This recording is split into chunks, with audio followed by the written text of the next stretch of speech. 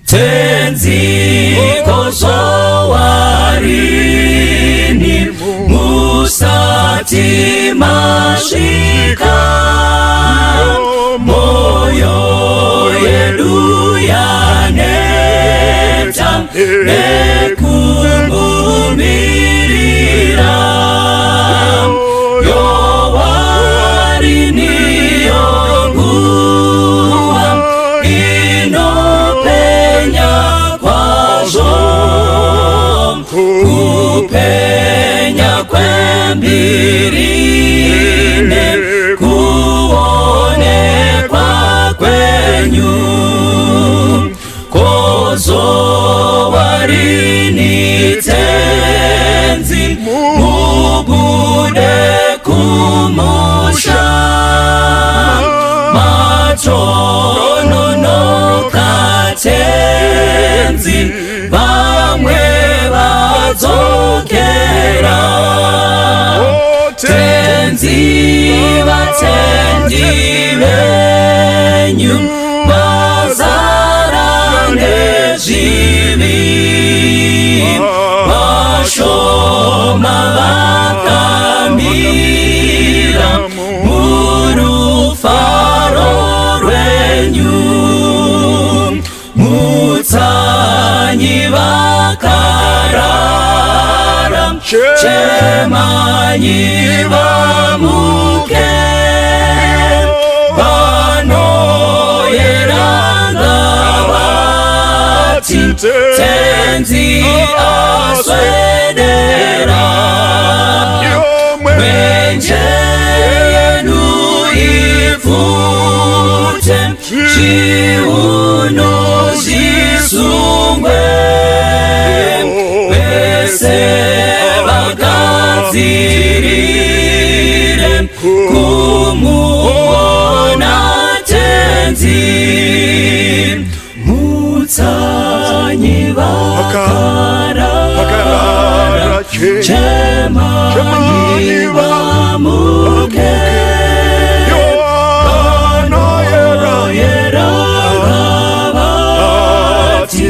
tenzi aswedera, mwenje yenu ifute, zviuno zvisungwe, vese vagadzirire kumuona tenzi, vese vagadzirire kumuona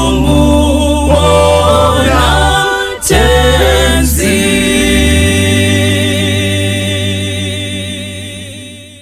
Toda kuchingamidzai zvakare pachirongwa chino. Tinovimba kuti tiri kukomborerwa kubva mangwanani kusvika panguva dzino dzepadare patinotaura nyaya tichipanana mazano ekurarama zvichibvawo pakurarama kwedu semakristu.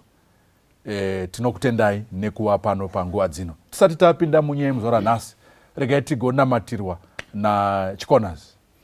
Ngatinamatei. Ishe naMuponesi Jesu, tinokutendai nenguva yamatipa yekutsvaga ukuru hwenyu. Patinenge tichitaura, tinokumbira Mweya Mutsvene atibatsire titaure zvinhu zvinoporesa nekuponesa mhuri dzedu. Kune vese vanenge vachinzwa purogiramu iyi, ngavazive kuti zvese zvinongodzoka pana Mwari. Tinotenda nenguva yamuchatipa yatichateerera, dai tingashandurwe. Muzita raJesu tinamata, amen. Amen. Amen. Amen. Tinotenda. Thank you so much. Regai timbokwazisa dare. Samaita. Varanda wenyu hapa. Chikonasi nguva yange yarebesa. It has been a long time. Back home. Aiwa, tinotenda. Maybe kuitira wasati waziya wedare wedu, regai titangire kubva nechepapapa. Timbozivisa maviewers edu. Yes. Tinotenda wadiwa watereri newatariri. Ini ndini wenyu mufundisi Ngwaru. I'm a retired pastor. Ndinosununguka chaizvo kunge ndiri mukati medare rineri. I'm retired but I'm never tired. Mwari akukombore apo chakurukura tose. Amen. Yes. Amen. Indonzi Charles N Makombe. Ndiri mubato rakanaka Yeah. repadare. Yeah. Ndinonzwa ndichikomborerwa inini wacho imi musati makomborerwa. Ndiri kuti wateereri komborerwai nezvatinotaura pano. Amen. Amen. Thank you. Ndoitwa Big Charlie Chidzanja. Ndinonamata ndiri paHighlands SDA Church. Ndinofara kuva ndiri paprogram ino. Amen. Thank you so much. Ndinoitwa Gospel Mudoni. Ndinopindira paMandara Church. Ndiri kufara nechirongwa chepadare. Ndiri kudzidza zvakawanda. Tichitora manotsi kubva kune vatana wedu vari pakati pedu. Nekumbowa controller timboita ceasefire. Yeah. Kana pachinge paita. Now musoro wenyaya muzora nhasi uri kuti basa rikapera muri inorarama here. It's a question that we are posing to you, and it's a question that we want to discuss. Exactly. Yeah. Tiri pano padare. Yes. Regai tiende pavhesi redu as usual. Riri kubva pana Proverbs chapter 22. Totangira pavhesi ya2. Inoti iyo, the rich and the poor are all created by the Lord. Verse 3. When you see trouble coming, don't be stupid and walk right into it. Be smart and hide. Apa paruda kutongobuda wisdom. But ngatimbobate version. If version, King James version. Aiwa, iyi haisi King James, inonzi contemporary English version. Yakakora. Zviri muBible. Zvokuti stupid izvi. Ndokandityisoneni. Saka kune vamwe vari kunzi panapa, don't be stupid. And vanhu wairawa vakasvika wese naMwari ka. Right. Vanhu wairawa wese vane same time pasi pezuva. Right. Yes. But wosiyana kuti mumwe murombo, Right. mumwe mupfumi. Right. Yes. Wow. Maybe trouble coming. Anzi, when you see trouble coming, totangira pana mfundisi nasi. Yes, yes. When you see trouble coming, don't be stupid. Yes. And walk right into it. Zvinoita vanhu vari stupid. You are walking right into it. Yeah. And specifically trouble yataura nezvayo kunyanya. Ndeyekuti basa kana richinge rapera. Wow. And uri kutoziva kuti uri kutobaya, uri kutoenda ndakuti kutobaya. And patiri kudaro so, Yes. do not be stupid. Yes. The title on its own, Yes. mfundisi tibetsere. Basa ropere. Samaita. Version yeBhayibheri ramawerenga here. Wadiwa hama. Iyi ndo version iri pambe iri kubva yataura nemazvo sezvazviri. Right. Ukaona uchirarama as if ndiwe muridzi weupenyu, izvo ndo zvinonzi unogona kunge uri stupid. Yes. Because hakuna munhu ane control over life. Yeah, sure. Zvinogona kuitika pamberi apa hapana anoziva kunze kwaMwari chete. Right. Saka in other words apa tiri kunzwa kunzi unogona kunge uri murombo, unogona kunge uri mupfumi. Danger haisarudzi. Kune vamwe varombo variko nhasi wenga vari wapfumi nemhaka yekuti zvakangopatika zvaitika. And the funny part ndeyekuti venge vasina plan yekuti ndikawirwa nengozi ndinozodini. Zvazvekurarama zvemaraki. Wadiwa hama, I think upenyu hauchadi kurarama zvemaraki. Zvazvekuti chero ndararama, chero ndisina kufa, mangozi anoitika, tsaona dzinokwe. Hanzi don't be stupid. Neba handini ndiri kutaura umba, ndini here ndiri kutaura zvinhu. Kana usina plan unongori stupid. IBhayibheri ndiregerere, ina handiwanzotaura mashoko akadaro chikona mumbe. Mashoko akadaro anowanzobva kuna Humba 01. Ndonozotaura mashoko ini ndika vanhu vamwe ndiregererei, ndiri mufundisi wenyu, ndiwanzotaura mashoko ekuti stupid. Asi Bhayibheri apa randityisa kuti kana usina plan yekuadresa kuva risk averse, then you can actually be categorized semunhu asina pfungwa. Humba, kune mumwe mimbi akatemba zvikanzi kune varume vanorarama neraki. Kune mimwe mikono. Chirongodzi raki chacho chimbori chiyeni. Wateereri. iyi vhesi yandityisa iyi. Idi sure. Chekutanga zvanzi mupfumi nemurombo Right. wese wakasikwa naMwari. Vanhu vaMwari. Ndo chekutanga. Right. Yeah. Chechipiri zvikanzi kana usina kurongeka Yeah. awashandisa plani yakachitaura neshona. Yeah. Kana usina kurongeka Yeah. zvanzi you are stupid. Zvanzi stupid ega, don't be stupid. Don't be stupid. Don't be stupid. Kutovhunduka. Moza mutauro wedhiro rokera. This S word iri kutotyisa. Now teererai wateerera. Right. Pasi pano pezuva panapa. Exactly. Hauzivi ramangwana rako kuti rakamira sei. Yes. Bible munhu akanyora uyu ndiSolomon ndizvona ika. Solomon akanyora vhesi iyo. Right. Yeah. Aitoziva kuti matambudziko ariko. Exactly. But anoda plan. Exactly. Usati wapinda maari. Hey. Hey. Humba. Aiwa. Marowa humba. Hamuzi stupid. Nasi mawirirana. Getete pana chikona. Yeah, now biblically I think zvabuda pachena kuti Mwari ari kuti encourage kuti we should not just end up tam problem tichiona tisina plan yataita, so it pushes us now to kuti timbori nemaplan api, because mukatarisa like munyika muno memuZimbabwe takarerekera kufuneral plan vazhinji, hapana munhu asina nyaradzo. Plan is part of planning iri kutaurwa nevhesi handiti. Right. But there's another aspect of planning that I really know kuti we lack even as Christians. Ye financial planning.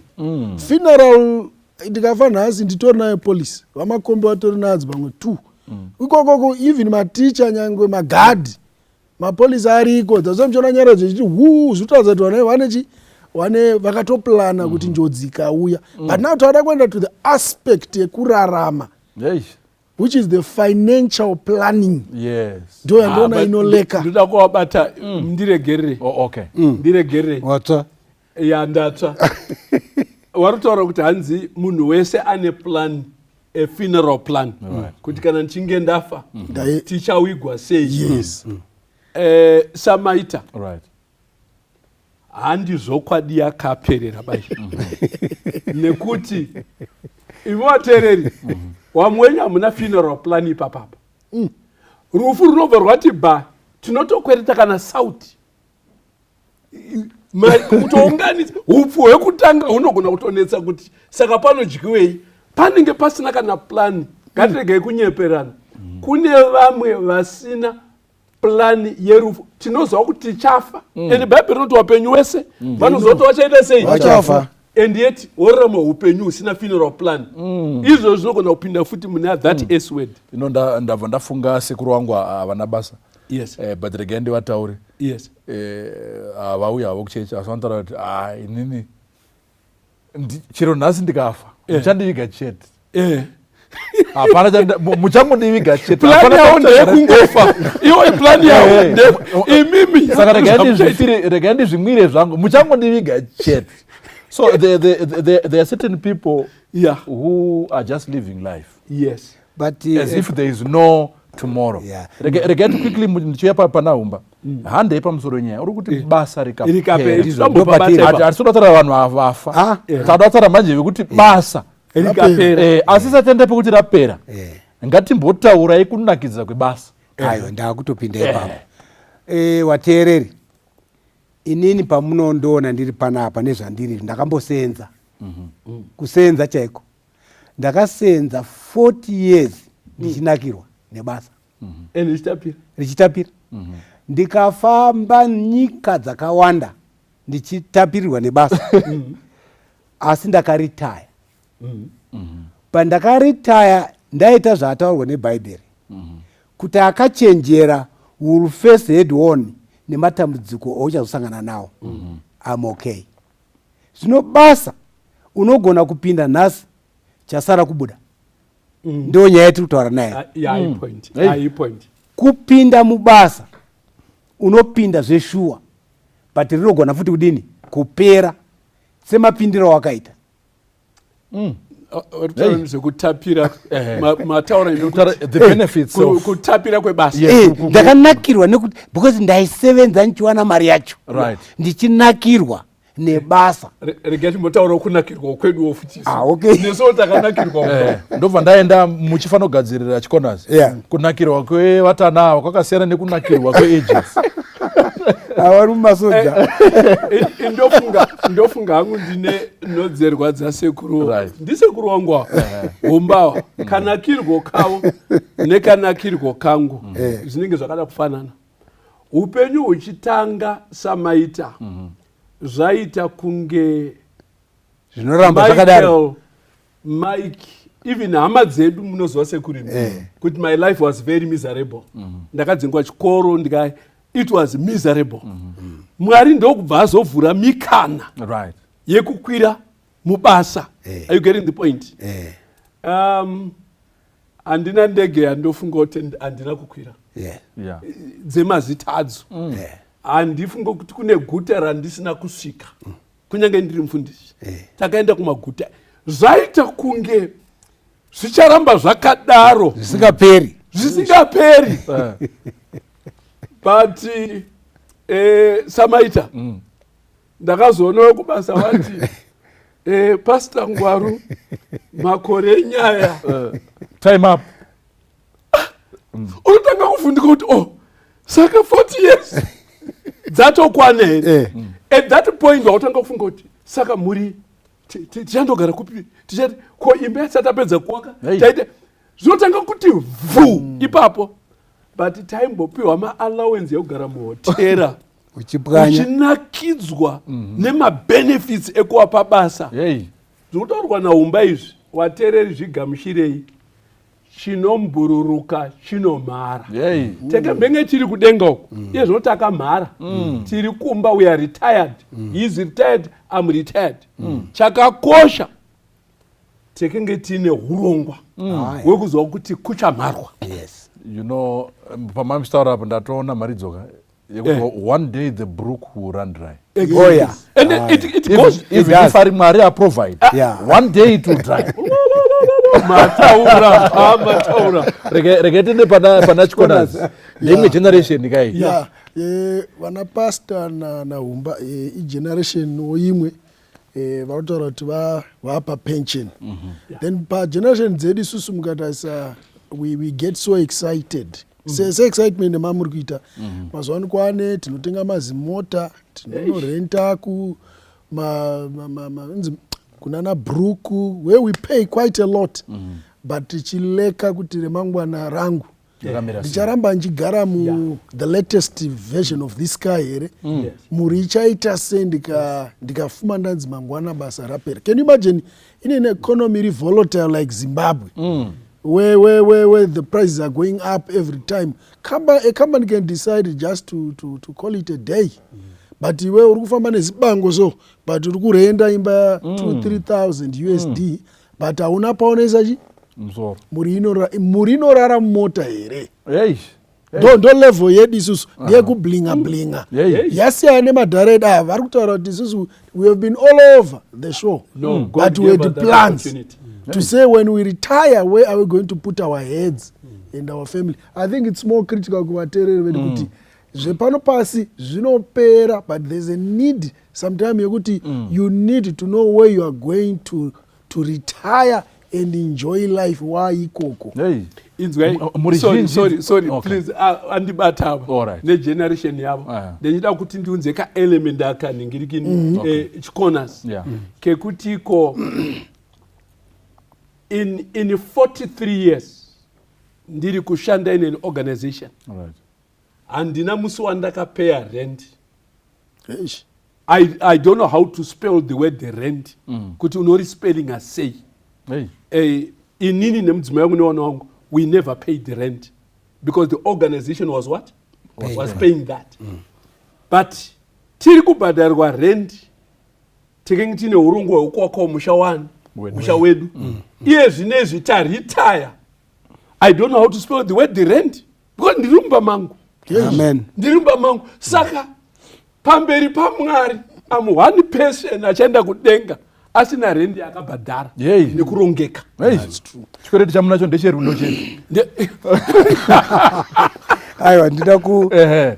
mukuona nyaya yatiri kutaura panapa Right.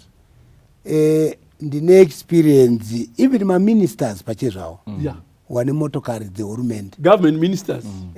I remember kuma-80s mumwe minister kwaita munoti chiko reshafo Yeah. uyo arishafwira hachisina basa Ipapo man. zvinoita madhiraivha aya manje wanenge wachiteera iwe unenge uchiverenga news kauri kumashure Uri ukanzwa boss. ndobva wanzwa kuti minista waakatakura uyo aitwa reshafo haana basa akabva anzi mungachidzika here manzwa here munews dziri kutaurwa kuti basa hamusisina zvino hatizobvumirwi kuramba tichikutakurai. Hey. Now wateereri kune wari privileged noeka wane company cars Yeah. for many years asi usina yako. Exactly. Kune vari kugara mudzimba dzemumacompanies Zvataitawo isusu. yeah. But usina yako Eish. this is not the hour. Start thinking. Yeah, it's Thank true. you. Do something about it. Anyway. Pane Yes, element yandada kubuditsa tichitaura zvokuti unozongodzwa kunzi zvinhu zvamira so zvataurwa napastor. This is a true story yandiri kutaura Right. kuti I remember isusu tichishanda pakasvika time yeretrenchment muzimbabwe maretrenchments have been happening zvangofanana nezvavari kutaura. Yeah. What I want to tell vateere ndezvekuti ukangoudzwa kunzi takuretrencha nyange uine 500,000 USD wauri kupiwa tinofunga kuti things can happen overnight. Vazhinji takazvitaurira ipapo kubasa kwataishanda kuti hano tonoenda kusouth tichikiya tichiita sei. But I want to tell you as long as you have never kiyed anything, Yeah. that money will just perish and go. Yes. Saka zhinji kacho tinonyeperana paya mudoni tichiti ndikangopiwa million ndoenda kusouth tonovhura magaraji. If you have never been the man of those things, Yeah. you go back to zero. you go back to zero. Hey. So tikanasa pachikwata changu most people they ended up languishing in poverty, but mari takaita se takapiwa. Hey. But ungoti hauna like what we are saying kuti kana pasina plan. Yeah. Even pakava bomba uchiziva kuti ndine plan reshelter, you are not worried much. Yeah. But kuti uzotange pasta kuti mangwana nhasi takupai retrenchment, mangwana munofuma pasta makuenda mumbare muchihodha madomasi munonyepa imi pasta maiparidza. Yes. Hapana pamuchatanga kuenda kumadomasi maiparidza. Asi kana mangwana acho madomasi hazviti unless maiwa neplani yemadomasi muchiparidza is going to make sense. Yes. Yeah. Uri kuona Maparidzi. Rega ndoda kuya pafungo yenyu umba tinogona tanyanyoi exhaust. Exactly. Handei pafungo yekuti toda kuti timbotaura nyaya yekuti chinombokonzera kuti tisapulane kuti basa richapera. Chii chinombonyatsoita kuti tisapulane. ndozvipende ndoda kuya manje. What really cause ndisatani Pane nyaya ipapo. ndisatani here kana kuti ndiwe satani wanoti murume iyi nyaya ndeyako. Uri kuona bhaibheri rataura panapa Right. kuti danger danger haiuyi wakaprepare. handisati ndaiona yaunoprepare kuti ndaakusangana nedanger manje. Right. unotogadzira danger yasati yadini yawapo. Yeah. ukataura nyaya yeretrenchment hamutauriri kunzi muri kuretrenchwa musa wakati. wanongokutaura musiwe kuti mazita aya makuseni panosvika kubasa waitwa retrenched. Kana wenge usina mari yekudzokera kumba wautoenda netsoka siya makiyi emoti. ndo danger yatiri kutaura nezvayo. Yes. Now ndoda kuti nditi kuvateereri nyaya iri kutaurwa pano nevarume ava vakagara panawo ichakubata rimwe zuva kana usina kuplana. Zvinotsvaga kuplana kuti mangwana ndichamira sei. Takange tine ekanimbotaura panapa taimboone mapension chaiwaya ini ndakararama mazviri ndakaatengesa. But because nyaya yedanger yataurwa nebhaibheri iyoyi ini ndaindine makwindi anzi maiko maquintillion makwindi kwai kune trillion nemakwindi handichazivi kuti makwindillion ndo makuru acho. ndakadzoka from South Africa ndaenda for a check up zvikanzi your money between you and your starvation is $5. Okay, between you and your starvation, I like that. Yeah. yarowa neinflation yarowa inflation haikupi warning $5 ini basa racho handisina. Eish. Okay. Again, but ndina kutenda Mwari yeah. wamwe wacho wakanzi ari weage dzedu isizo wabva stroke wamwe wacho wakategwa because of that. Yes. But because yekuziva Mwari one chechipiri kuti unenge hauna kuzongowaisa zvese mu1 plate handizvere zvimwe unenge wakaisa uko ndo zvakasurviva zvakazonditakura kuti ndisvike pandiri panapa. Ndichapindura mubvunzo rega ndingokukandire mvuma wopindura iwoyo wamabvunza chimwe chandanga ndatoona futi panyaya iyo chinoita kuti tisadare. Yes. Another reason is that we live for other people. Yes. Yeah. So kana kukanganwa uda kufambirana netrend Yes. yezviri kuitika. Yes. Nditenderewo kupinda panyaya panyaya iyi.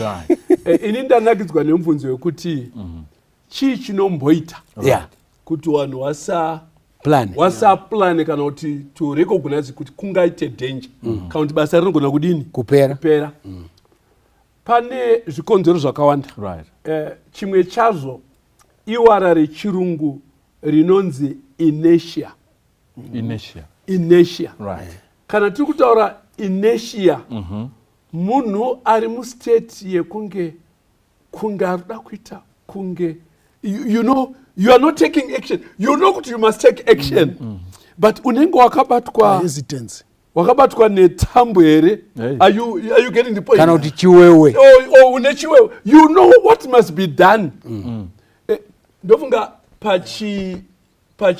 tingati pachiboy kana kuti pachiwanhu tingati izo werengera. Kune wamwe wekuti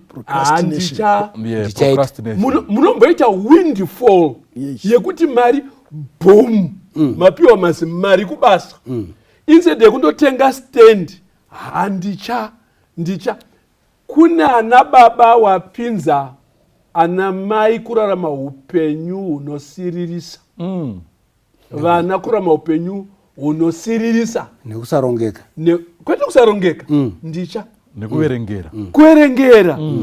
You know kuti hamuna stand and mastand mamwe akatanga ari 3000 mamwe akatanga akachipa chaizvo iye ndezvimasendi mamwe akuma 35000 akatengwa nevamwe vanhu 2000 kwete kuti you could not afford but une chirwere chekuti ndicha kufamba se imhuka ipiya inoda iyi rwaivi very slow. You are a slow decision maker at the cost of the family.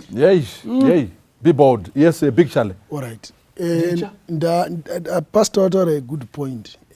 Isusu warumo tikazoona vana mai vari fast toita kunge tatongwa. Pastor wataura high point. Yes, kuna vana mai vanotopopota kuti takabvira kare kusvika mari yaita sei yatopera zvitaurwa na Humba.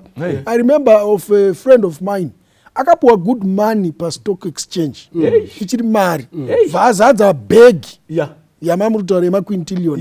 He could have bought a beautiful house low density but aitenderana nayo after 4-5 days he had nothing. Mariyo yanga ita sei yapera basa. Sa isu sometimes tikaona madzimai edu achiti encourage vateereri kuti baba dai mari itadai I have realized varume vazhinji were failed by not listening to our wives.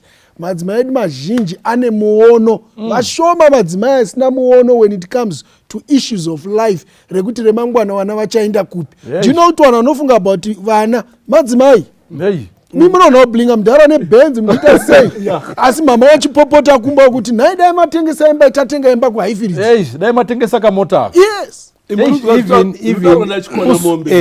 Ndigambe chikona mombe anasi makaipirwa nasi zvakaoma.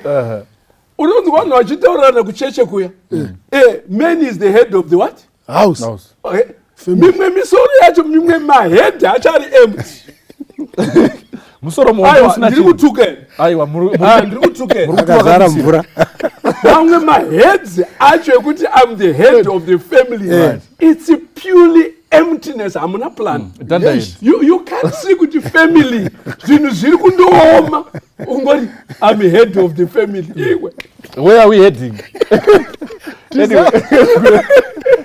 Ndege iri kunorovera iri kunorovera topindura tombopindura chapter ipindure tira kuenda alright tataura bandit pastor samaita in an economy like Zimbabwe Yes. and iri volatile Exactly. and iri volatile ndokuita sei because tana sekuru uchirungu tadzama.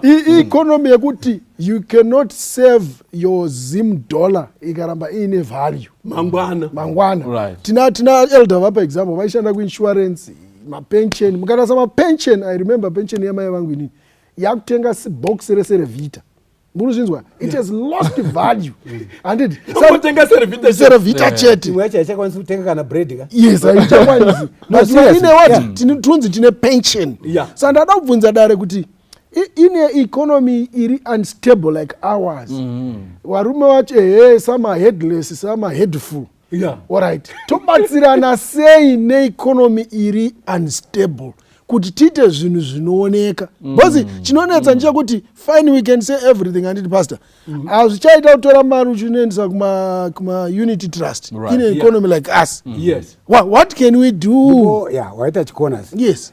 Inini ndakambotenderera ndakadaidzwa kuseru kunogara handi kune borodhere woenda kuseri kwacho kune machechi edu ikoko ndakadaidzwa ndoparidza ikoko iwe hanamboona zvakadaro ndoda kutodzokera kubhaibheri ranzi ndini mwari wewapfumbi newarombo madzishe ari panapa muno muzimbabwe hamuna bondi but kune vanhu vane maplans vari kuwaka kana vari kuwaka iwe wakagara uri kuti uri kuitei iye zvino izvi ndaiwerenga rimwe pepa richinzi kune mastenzi ari kubuda kwakati ehurumende iwe wacho nepepa racho hautengi unozozviziva zvaita sei kana mai wakazviziva kuti ko baba muri kunzwa renyaya yemastenzi onzi no zvetiri panapa takatokwana wakakwana chakakukwanisa chinyi kuti usina pfungwa yekuti kana uchiroja unoda kuti unge uine kastendi kanonzi kastendi kako kana kuti kalendi kako muzimbabwe inzwa chicorners munomu kana usina plot kana kuti land yako hausati watanga. Yes. That's a fact. Ngatiendeka pama age group. Ndikutotaura iyo ma age group iyo ya. Isa age group. Age group iyana chicorners nepasi pacho. Ari kufanira kuroja ndiani papa age group. Aiwa. Akufanira nge aine imba. Izvo zvakapfuura manjezo. Zvakapfuura because isisi wedu isisi andika we cannot talk about that now and now. Right. Wacho wakatadza kuita dzimba munomu wakatozokera kumamisha wamwe wacho wakafa. But ndoda kutaura age yana chicorners. Right. Kuti kana uri kushanda kana uri kuita zvaunoita make sure kuti mukati mepfungwa dzako wakaregister kuti ndichazoda kuita land.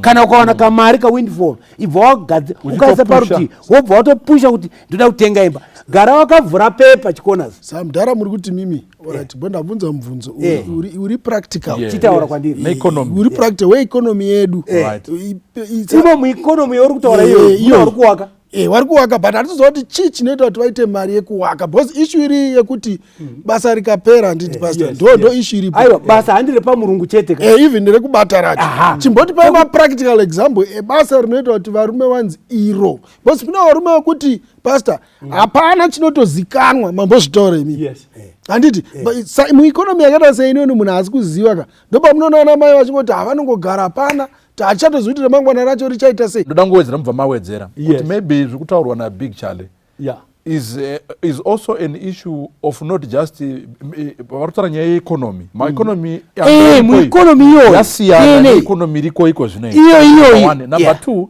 maybe the problem nechallenge negeneration inoi ndeyekuti hatisi kuda stand kuHopley tese tiri kuda stand kuGlenlone hakuchisinaka ikoko hakusina mastand iri kuita 70,000 so I am working chingoti one day ndichazoibata 70,000 aiwa but kuna vari kutenga stand ne500 US kumarocation kuna vari kutenga stand ne1000 but maybe the majority of us do not want to be in Glenora, Mavuku or whatever places. Hence, zvinokonzeresa kuti paite problem in terms of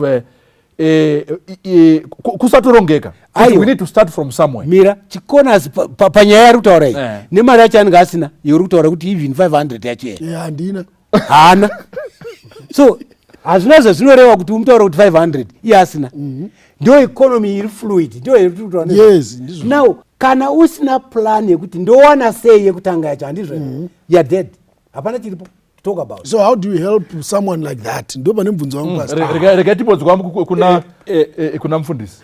Right, regai nditi hatingagone kuexhausta kuti munhu angaite chinyi. Yes. Zvinhu zvacho zvakadini zvakawanda. But mimwe mienzaniso yatingape, maybe let me throw in my best card first. Alright. Ndekuti mueconomy yeZimbabwe usanyari kuita mari. MuZimbabwe hamuchade kuti ndinoenda pamira ndichisunga tutai ndotanga kupinda muZimbabwe kana pane tsvina pachitisa mari ndo pandakutoitira mari ipapo. Yato economy yana kia. Saka ukada kuwa too smart for a Zimbabwean economy unogara mudish. Good. Are you getting the point? Yes, so whether tine marova anema PhD, anema masters, anema degrees. Are you getting the point? Yes. Kana nyimo dzichitisa mari iwewo uine masters muZimbabwe tengesa nyimo. Haikona kuti garira mumasofa uchiwacha ana YouTube uchiti zvakapresa.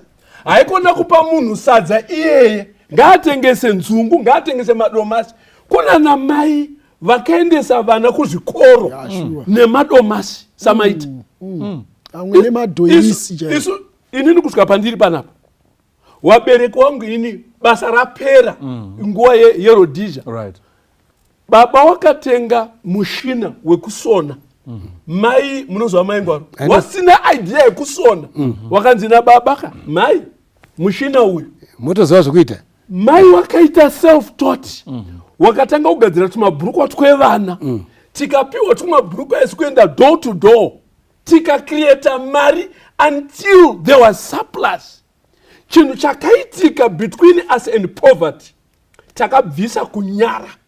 Good. Chimwe chedu chinotinetsa kunyara. And of course imwe yandokwanisa kunza ndeyekudayo maarea atinobva isusu makotapea munoziva mafruit anonzi maavocado pear. Yes. Anotengeswa $1 for 2. Ndiudze wewe zimuti rakazara nemakotapea rinogona kudarika 1000. Woerenga makotapea aya woaendesa kumarket. Ndoda kuuya papoint yataurwa naHumba. Right. For Zimbabwe it does not matter. Maybe it matters, maybe I don't know. Let's not get in the politics yekuti land takaiwana say. Are you getting the point? The most important thing is, as Zimbabweans, unlike all Africans, as Zimbabweans, we have land at our disposal. Sure. Vanhu ngavaende kureserve chikona mombe. Yes. Vandorima mbambaira. 1 acre yembambaira inogona kupa $18,000. Why not go kundoita? Why do you wait neka CV? Ayo uri kuona nyaya yetiri kutaura pana. That is powerful. Chikonas. MuZimbabwe munomu hamuchadaba kuti kana usina chauri kuita mutaundi, go back at home. That's a point. Unoona indobva kwaRusapika Dzokera kumusha. Kumusha. Unotangira ikoko. There is so much land iri idle.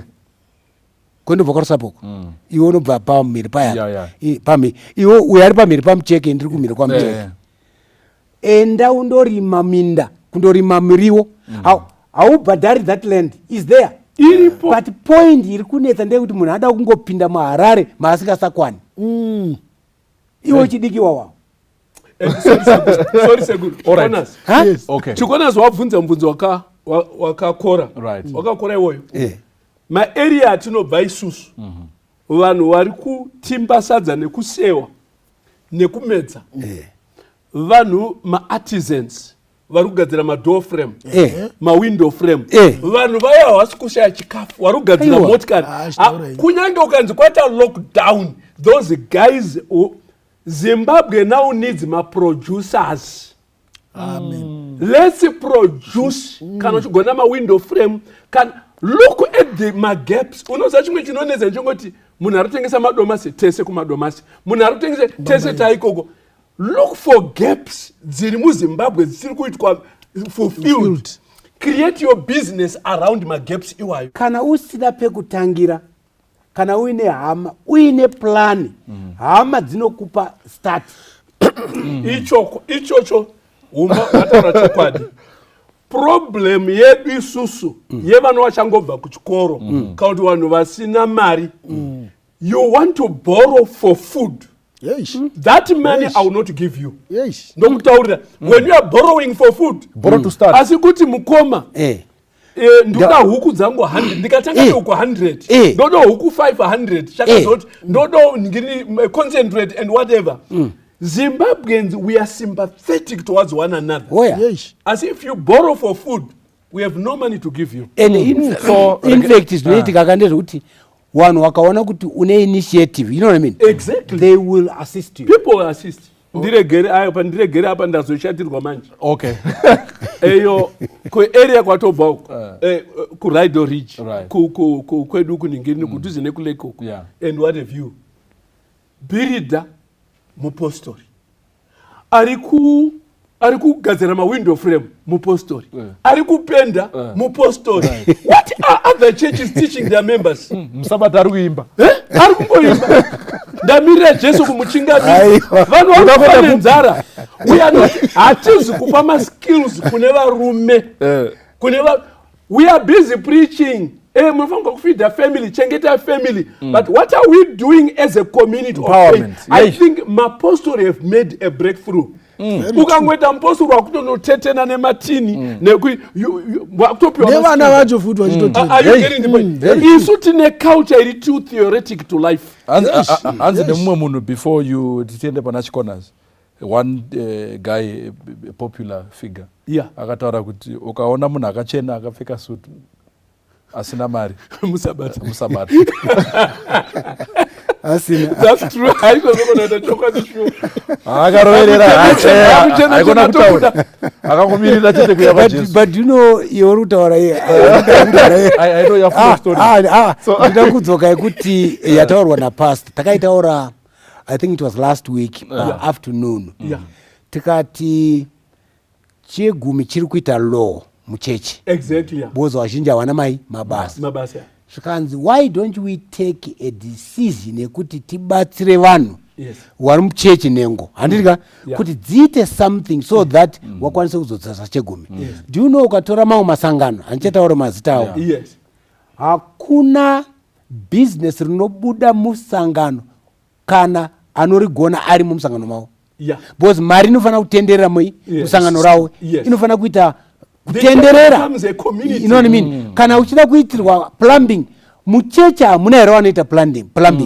Ndofunga ta exhaust umba. Yes. Pana Tirazobara the aspect. Yes. Basa rapera. Yeah. Ndizvo here. Yeah. Muri inoita sei?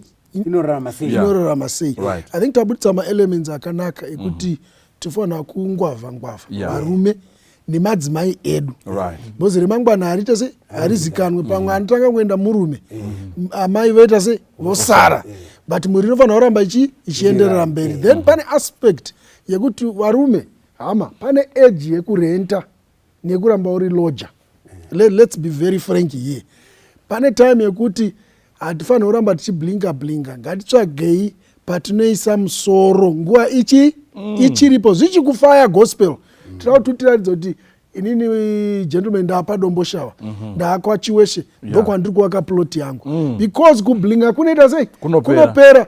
Vataura humba pano vakati ndaiwa nemari asi yakafuma ya $5 basa rikapera nhasi uchiziva kuti une pekunoisa musoro nepekunotangira. Pastor vataura kuti you have got plenty land in Zimbabwe, so why can't we have something chaunoziva kuti nhasi zvikapresa basa rapera muri yangu inorarama sei. Let's build homes. Zvekurenta zvine age. Ini when it comes to issue yekuti munhu angawe neproperty at what age unofanirwa kuguma kurenda at what age. Kwandiri age is not a factor. No. But kukomborerwa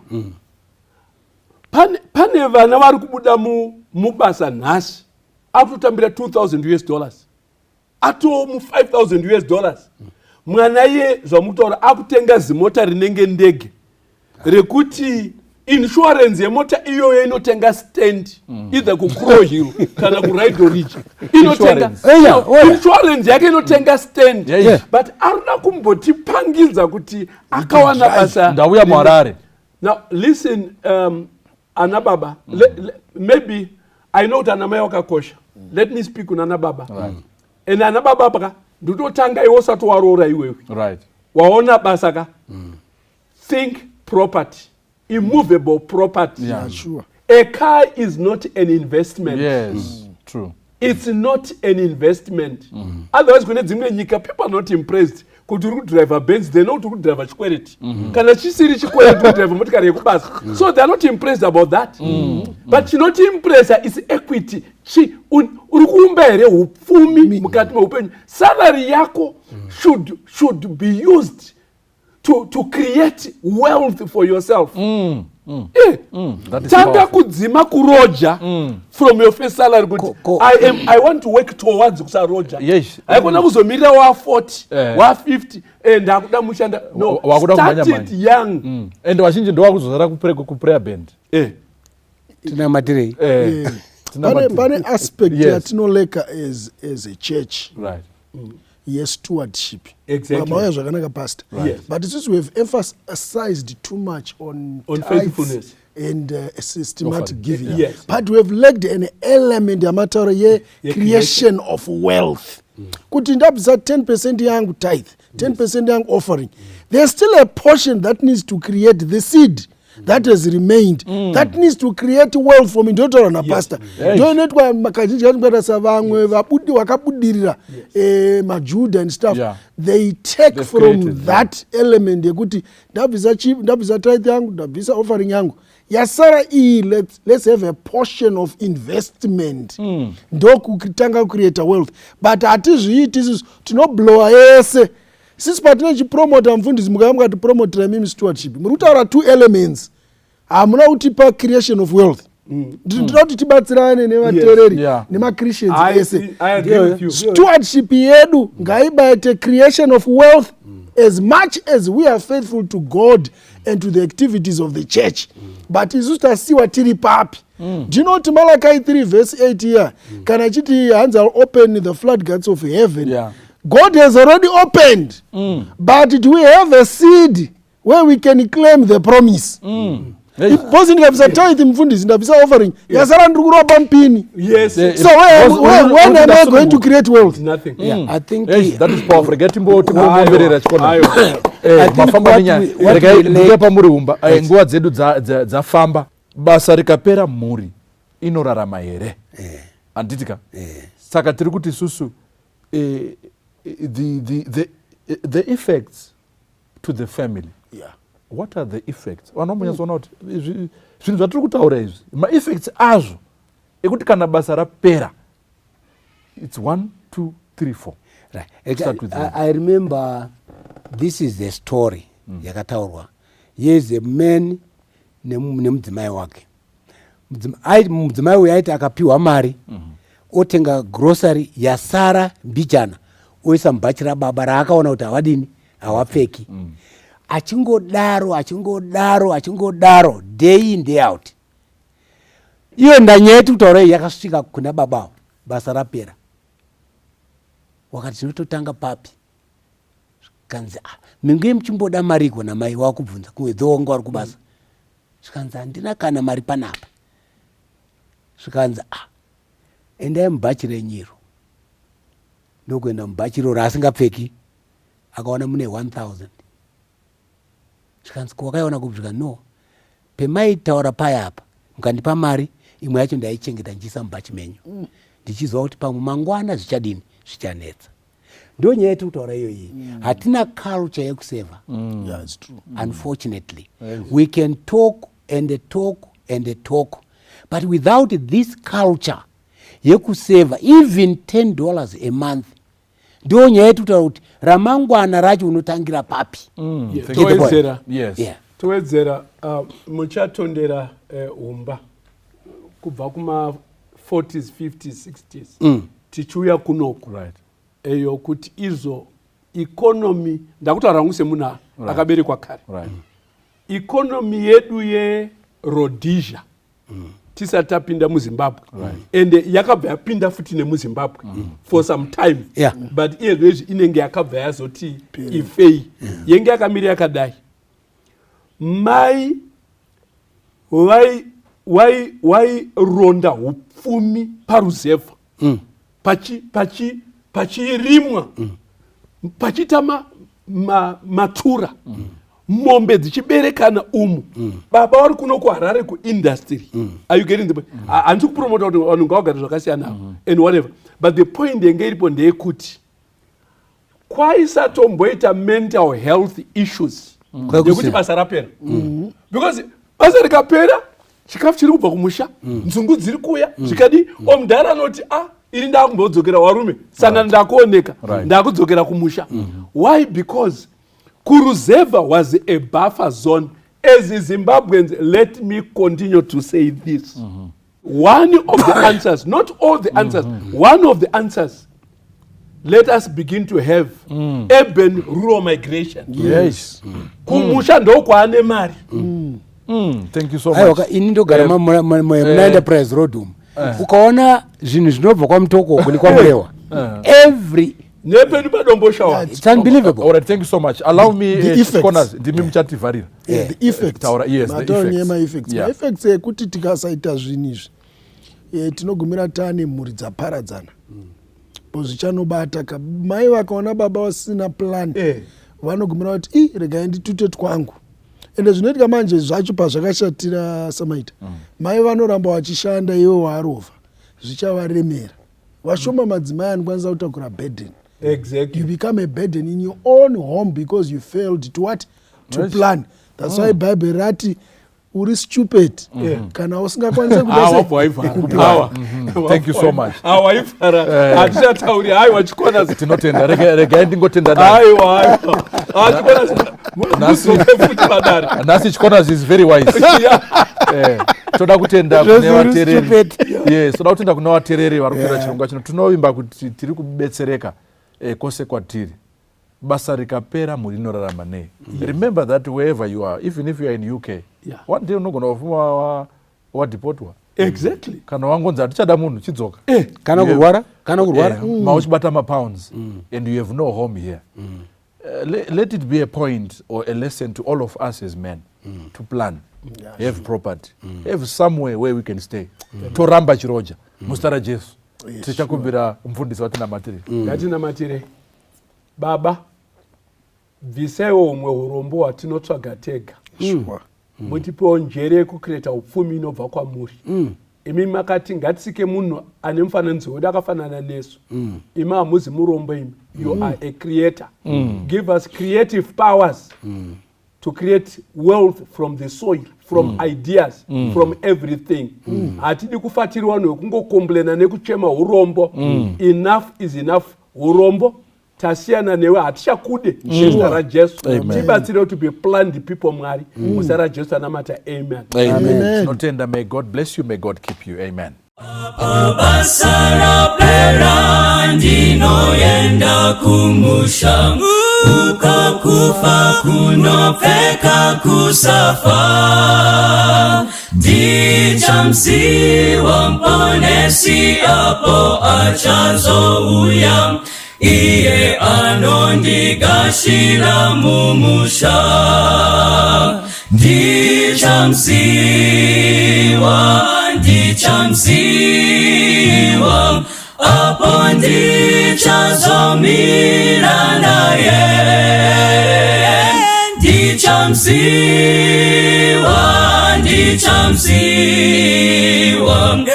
emadzadzi mumaoko ake ndichazofara kwazvo kuona uso wake nekupenya kwemaziso akewo. Moyo wangu kumkudza ngerudoro nemutsa, anondigadzira musha kumsoro.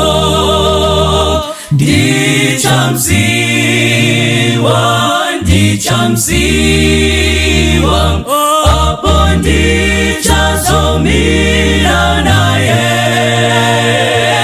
Ndichamziwa,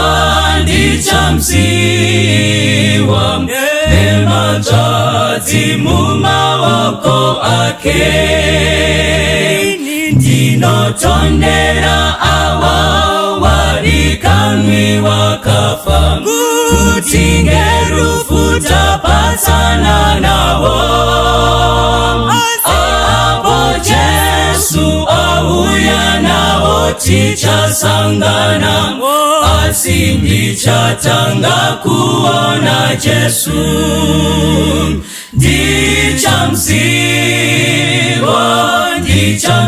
Ndichamziwa, apo ndichazomira naye. Ndichamziwa,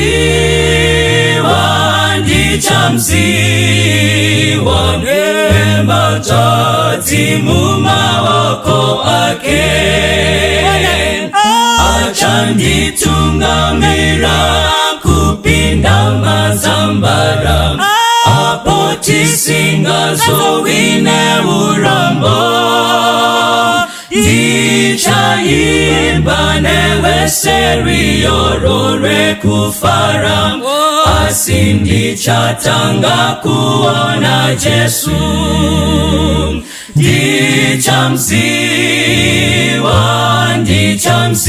Ndichamziwa, apo ndichazomira naye. Ndichamziwa,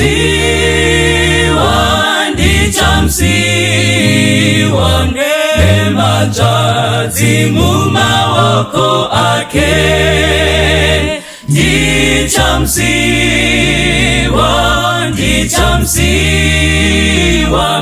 apo ndichazomira naye.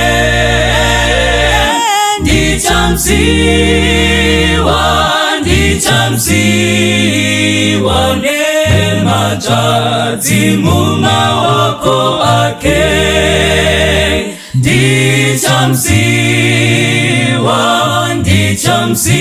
Ndichamziwa, apo ndichazomira naye. Ndichamziwa,